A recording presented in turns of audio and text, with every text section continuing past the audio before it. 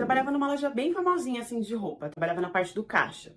E esse dinheiro não me supria tudo que eu precisava pra minha vida, nem um pouco. Eu precisava, assim, urgente de uma grana extra ou então de mudar de trabalho, porque eu me endividei comprando coisa que eu não devia comprar, porque daqui a pouco eu não ia conseguir ter dinheiro pra fazer as minhas coisas assim, as minhas necessidades normais do dia a dia. No meio disso, né, pra eu desestressar, e também porque eu tinha uma ansiedade surreal e eu não tava dormindo, então eu virava trabalhando. Eu achava, né, que isso me relaxava, que na verdade piorava a situação, porque fazia eu ficar acordada muito mais tempo, né? Que era o quê? Assistir séries no Netflix, né? Foi por lá que eu descobri a tal das séries coreanas. Só que também eu começava a assistir um episódio atrás do outro e quando eu via, já estava perto de eu acordar para trabalhar. Chegou a esse ponto.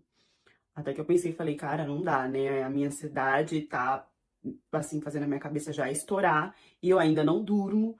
E com esse trabalho eu preciso correr atrás de alguma coisa para mudar a minha vida. Fui tomar uma cervejinha com as minhas primas, meus primos. Umas também assistiam os doramas. E era uma fuga nossa, assim, né? Até na conversa mesmo. Até que uma prima chegou, né? Me puxou de canto. Ela era uma das que tinha mais uma graninha assim acima, que sempre tava viajando, solteiríssima, sem família. E ela me puxou assim no canto e falou: gata, eu vi, né, que você tá reclamando aí da vida tal. E não sei se te interessa, mas eu faço parte de um aplicativo. É um aplicativo que só tem coreanos. E eu acabei descobrindo de tanto conversar e entrar nesses grupos aí de séries dos doramas. Só que assim, é uma vibe um pouco pesada, não sei se você vai aceitar. Eu fiquei assim, curiosa, né? Eu falei assim, mas o que que rola nesse aplicativo? Por que que é uma vibe pesada? É assim, você se cadastra e lá você conversa com coreanos. E aí o tempo que você fica nessa live com eles, você vai ganhando dinheiro, vai subindo moeda. Quanto mais tempo você fica, mais moeda sobe. Só que eu tenho que ser sincera, eles não ficam só conversando com você. Eles fazem e pedem outras coisas. Mas você pode negar, você pode falar não, aí vai do que você aceita e o seu dinheiro vai estar subindo ou não enquanto você estiver na live. Aí eu falei, mas assim, como assim? Tipo, o quê? Faz o strip? Faz o quê, né, nessas lives? Falou, não, não. Eu tenho umas colegas que participam. A maioria dos caras, eles só conversam. O máximo que chega é eles pedirem pra você tirar a blusa. E também eles só olhando pra você, conversando com você, eles... Falei, não, é mentira.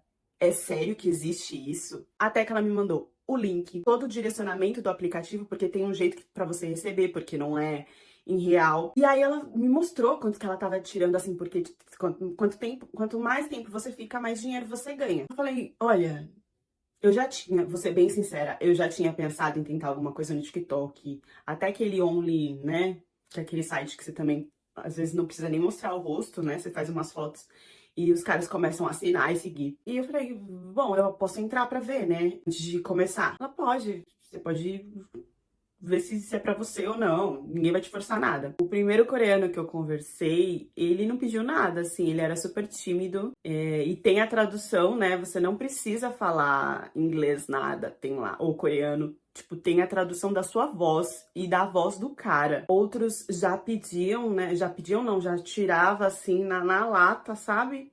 E começava lá e eu, Jesus, o que que eu faço? Tipo, eu ficava... Eu não sabia se eu sorria, eu não sei nem como é que eu disfarcei. Eu fiquei assim, meu Deus, que absurdo. E no fim da live já, tipo, mostrava, assim, quanto que você ia receber. Eu falei, caraca, isso não é possível esse negócio. Eu conheci o Lee dessa forma. Tinha uns caras muito feinhos, muito mirradinhos. Eu até fiquei olhando e falei, nossa, esses caras são coreanos, tipo, aonde, assim, sabe? Não sei. Me deu um negócio. Mas, por incrível que pareça, o Lee era diferente. Quando ele entrou na câmera, eu falei, não, gato, gato. E o aplicativo não deixa você trocar nenhum tipo de contato. Número do telefone, se você digitar ou se você falar, aparece tipo asterisco, asterisco, asterisco. Não tem como você trocar contato no aplicativo. Eu olhei pra cara dele, eu já queria trocar o contato, porque eu já queria, eu já tava assim, meu Deus, eu quero que esse cara pensa em ter alguma coisa comigo. E olha onde eu encontrei. Ai, meu Deus, que vergonha. Porque, né, ele vai pensar que eu sou o quê? Que eu sou aquilo. Então, eu já comecei a surtar. Não conseguia nem responder ele direito. E ele ficou um tempinho assim, olhando, eu também olhando. A gente, tipo, acho que a gente teve o mesmo pensamento, assim, putz, aqui não era o lugar da gente se encontrar, sabe? E ele só conversou comigo. Ele não pediu nada. E o que acontece é que depois que acaba a conversa, você não tem mais contato com aquele cara. E é muito difícil você achar aquele cara. E aí eu conversando com ele, né? E aí no fim da conversa ele falou: Olha, eu espero que você não seja preconceituosa a ponto de achar que eu sou um cara ruim porque eu tô aqui. Na verdade, eu tava aqui porque alguns amigos me passaram isso e eu tenho algumas questões sobre solidão e sobre estar mal. E eu queria conversar com você fora daqui. E a gente começou, mas como? Porque não tem como passar o contato e tal. Aí o que eu fiz, né? Eu falei o nome de como era o meu Instagram. E aí meio que ele não entendia. Aí eu comecei a fazer gestos dos números do meu telefone, né?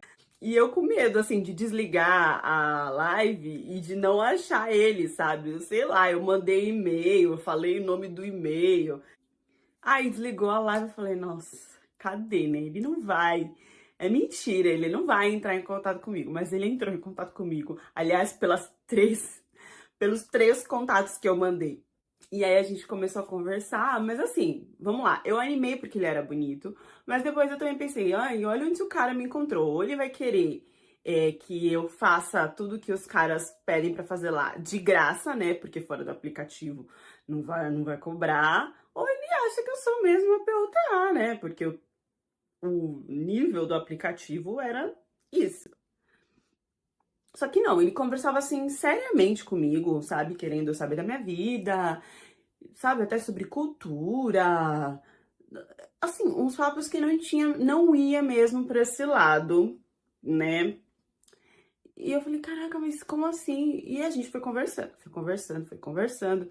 Ele me contou que foi no aplicativo de besteira, né? Porque alguns amigos indicaram, porque ele não se sentia bem em contato com as coreanas. Ele não conseguia acreditar que alguma menina ali da Coreia realmente estava gostando dele. E aí ele foi ficando sozinho, começou uma pressão e ele resolveu entrar no aplicativo. Aí quando ele perguntou pra mim o que eu tava fazendo lá no aplicativo, eu fui sincera, eu falei, não, eu tava pro dinheiro mesmo, eu queria ver se eu ia conseguir, se eu ia ter coragem de fazer. E cara, essa conversa eu achei que, sei lá, fosse durar um dia, uma semana, mas começou a durar meses e meses. E foi pra um ano. E quando a gente viu, a gente tava conversando como se fosse um casal. E eu desacreditando, falando, mas quanto tempo que esse cara vai ficar nessa? Até que um dia ele virou do nada pra mim e falou, olha, tô indo pro Brasil te conhecer. E eu também acho que sinto alguma coisa por você. E eu quero confirmar isso ao vivo. Não, ele não vai vir. Não, ele deve pensar que eu sou o quê? Não, eu só falava isso, só repetia isso. Mas ele veio. E ele veio pra conhecer a minha família. Eu morava com os meus pais e ele perguntou se ele podia ficar na nossa casa. Ele agiu de um jeito tão respeitador e ele não dormiu comigo no meu quarto. Na verdade, ele não me tocou. Ele ficou dormindo na sala, pediu, né? Ah, eu posso ficar aqui na sala. Os meus pais acharam ótimo, né? Acharam um cara super educado de fazer isso. A gente só deu uns beijinhos, a gente não chegou nos finalmente. Cada dia que ele foi ficando, assim, sabe? E a gente foi se gostando mesmo, foi se apaixonando, foi criando um vínculo. E eu falei, caramba, isso tá acontecendo mesmo, porque assim, acho que se ele viesse querendo, né, só me pegar, ele nem iria ficar na minha casa, nem iria conhecer os meus pais. No último dia, ele conversou comigo que ele queria não só namorar, mas que ele queria casar comigo e que ele queria conversar com os meus pais sobre isso. Ele sentou com os meus pais e conversou, falou, olha, sabe, até assim, pediu a autorização deles. Eu tava desacreditada de tudo aquilo. E eu fui. Chegando lá, percebi que tinha algumas inseguranças que ele não tinha demonstrado no Brasil, até porque a gente não tinha se conectado intimamente. Ele tava muito nervoso sobre essa questão, assim, ele praticamente quase marcou a nossa primeira noite de amor, assim, de agendar, sabe? Eu percebi, assim, que ele deu uma murchada quando ele foi pra mostrar o dele, né, que não era minúsculo, mas era pequeno. E eu não tinha problema nenhum com isso, eu tava super animada, super apaixonada, eu não tava nem aí, né? E foi maravilhoso, assim. Depois a gente conversou e ele realmente estava inseguro com isso. Eu percebi nesses dias que ele era o homem da minha vida. E eu sinto que ele também percebeu isso de mim. E eu meio que liberei, assim, sabe quando você pega confiança no cara que você acha que é aquele cara que você vai casar? E aí você já não usa mais preservativo, sabe? Você já, tudo bem se engravidar ou se engravidar é até melhor, porque vai avançar as coisas. Vocês já pensaram assim? Eu não sei se com toda mulher é assim, mas comigo sempre foi assim. Se eu confio no cara, eu já meio que me libero das outras coisas assim que pode acontecer ou não. Já começo a pensar em querer ter um filho, em querer ficar junto pra sempre. E aí foi isso que aconteceu. A gente começou a se amar loucamente. Voltando pro Brasil, eu descobri que eu tava grávida. Ele ficou muito feliz. E a gente simplesmente só começou a correr. Eu resolvi ficar um pouco com a minha família, porque depois eu ia ficar morrendo de saudade, né? Só depois de ganhar neném, sei lá quando que eu iria ver eles de novo. Voltei de novo pra Coreia, a gente casou, foi tudo perfeito. Os primeiros meses foram maravilhosos. E depois ele começou a ter umas ações que a gente teve que sentar pra conversar. Ele começou do nada a dormir no outro quarto quando a minha barriga tava crescendo. E aí ele começou a falar que, na verdade, ele era muito cuidadoso com tudo. Ele tinha medo que alguma coisa desse errado. E na cabeça dele, ele ter alguma coisa comigo, enquanto eu tivesse grávida, podia prejudicar o bebê. E ele tava todo animado, com muito fogo, então ele preferiu ficar no outro quarto, dormir num quarto separado por causa disso. Ele começou, depois de uns dias, a se sentir fraco, se sentir estranho, com uma dor de cabeça muito forte, foi fazer uma bateria de exames. No começo ele não queria me falar o que ele tinha, porque ele disse que não era nada demais, que era só tinha que repor as vitaminas do corpo, que o médico tinha passado, que ele ia tomar as vitaminas, que tava tudo bem, que não era nada sério. E eu queria, sei lá, ver o exame, conversar, se tinha um nome a doença, ou se era uma doença. E ele, não, é algo crônico, que eu tenho que tomar vitamina e tá tudo bem. E aí ele começou a ir dormir no outro quarto de novo pra espairecer. E eu deixei, porque conversei com umas amigas, elas falaram que era normal ter esse distanciamento, né, na gravidez, que era tranquilo, que depois ia voltar, que tava tudo bem. E eu nem liguei muito também, porque assim, ele me tratava como rainha, eu tinha tudo do bom e do melhor, não me mexia assim, não tinha que me mexer pra nada. E depois que eu tive a minha filhinha, eu já tava afoita pra que as coisas voltassem ao normal. Porque enquanto eu tava grávida, a gente não conseguiu se relacionar, assim. Passou o tempo do resguardo, tudo bonitinho. Eu tava um pouquinho insegura com essa parte, porque a gente fica, né? Será que ele tá procurando em outro lugar? Como que ele tá se segurando com tudo isso? E graças a Deus que naturalmente a gente foi pra, né, se amar novamente. Só que dessa primeira vez ele ficou um pouco nervoso, eu acho. E aí a gente foi tentar outras vezes, assim, rolou outras vezes pra acontecer naturalmente. Só que não acontecia. Toda vez que a gente ia tentar, ele tava lá firme e na hora de acontecer, não funcionava. A gente começou assim a tentar, ficar preocupado. E ele e eu, que começou a ficar constrangedor. E aí ele sentou e falou que ele não tava conseguindo me ver mais bonita como antes, que tinha alguma coisa errado. E eu falei, mas assim, porque assim, a questão era com ele, não comigo. A gente ficou, se estranhou, mas aí no outro dia ele falou, olha, eu quero escolher o melhor vestido pra você, depois eu vou te levar no salão, vai arrumar o cabelo, tipo, me embelezou toda. Deixou maravilhosa. E eu não sei, acho que na cabeça dele isso fosse resolver o problema. E tava indo tudo muito bem. Mão ali, mão aqui, tudo muito quente. Ele lá, animado. Dessa vez tava animado. Eu falei, ai, nossa, obrigada, porque, né, tava assim. Na hora que ele foi colocar, quando ele veio, pra gente começar mesmo a fazer amor, murchou. E eu tive uma reação muito natural. Eu olhei e falei, nossa, sabe? Porque eu também tava ansiosa para que desse certo. Eu também tava torcendo por ele, eu também não queria que ele ficasse mal. Então foi uma reação muito forte, mas foi natural, sabe? E na hora que eu fiz isso, ele deu um tapa na minha cara, olhou nos meus olhos e falou que eu tinha desconcentrado ele. E que por isso que estava acontecendo isso, que ele estava fazendo o máximo para que tudo desse certo e que eu estava acabando com tudo. Eu ainda fui para confrontar ele porque isso nunca tinha acontecido. E quando eu fui para confrontar ele, ele me deu um outro tapa. E nessa hora o meu chão caiu, veio assim na minha cabeça que eu tava sozinha, eu tava em um outro país com uma bebê e ele não me pediu desculpa. No outro dia, ele simplesmente falou que estava descontrolado por causa do que ele estava tomando, mas que era pra eu não levar a sério. Não pediu desculpa, é desculpa. Falou, olha, não leva a sério o que aconteceu, não. E eu falei, ué, mas que remédio que você tá tomando não eram vitaminas? Como assim? Vitamina não descontrola ninguém. Aí eu questionei de novo. Aí ele disse que as vitaminas alteravam o humor. Aí eu falei que isso não era possível. Aí ele falou que depois explicava. E aí eu questionei de novo e ele falou, é melhor você ficar quieta. E aí eu fiquei quieta, porque eu lembrei dos 2 tapas que eu tinha levado. Depois de uns 3 dias, a gente tentou se relacionar de novo. E eu tava com muito medo do que fosse acontecer. E ele não conseguiu. E na hora que ele não conseguiu, eu fiquei petrificada, porque eu não sabia se eu reagia, eu não sabia o que eu pensava. E no que eu fiquei parada ali, com muito medo do que ele fosse fazer, eu só senti sei lá, eu não sentia nada, eu não respirava. E aí ele pegou aquilo mole daquele jeito. E começou a passar em mim. Até que ele virou pro lado, assim, como se a gente estivesse de conchinha. E aí ele ficou com aquilo daquele jeito que não funcionava. Ficou, até que despejou tudo na minha perna. Eu não sei o que mais que foi constrangedor. Eu já não tava conseguindo raciocinar e nem acreditar que aquilo estava acontecendo comigo. Porque era como se fosse contra a minha vontade e eu não pudesse fazer nada para parar. Um dia eu, cuidando da roupa dele, das coisas, eu vi um papel no bolso da calça dele e que tinha um nome de uns remédios lá, umas coisas que parece que era o que ele tomava. E aí eu resolvi pegar e digitar na internet, ver o nome, e tava lá, né, que eram alguns remédios, eram para diabetes. E muitos tinham o efeito colateral, ou até mesmo pela situação crônica, de o cara não ficar mais firme, né, na hora da relação. Eu fui tentar conversar com ele com dedos sobre o que eu tinha visto, que ele não precisava ter medo e nem vergonha de falar que a gente podia resolver isso junto com o tratamento.